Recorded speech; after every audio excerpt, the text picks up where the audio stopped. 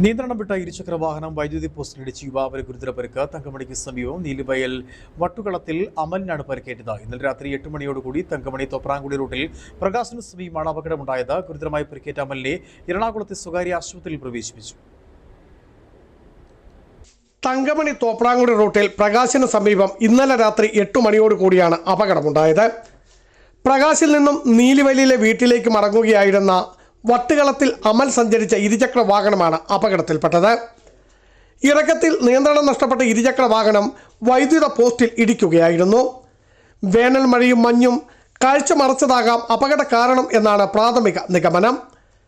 വൈദ്യുത പോസ്റ്റിൽ ഇടിച്ച തലയ്ക്കാണ് ഗുരുതര പരിക്കേറ്റത്. ഹെൽമറ്റ് ധരിക്കാത്തത് അപകടത്തിൻ്റെ ആക്കം കൂട്ടി. രക്തം വാർന്ന് വഴിയിൽ കിടന്ന അമലിനെ വഴിയാത്രക്കാരാണ് തങ്കമണി സഹകരണ ആശുപത്രിയിൽ എത്തിച്ച് പ്രാഥമിക ചികിത്സ നൽകിയത്.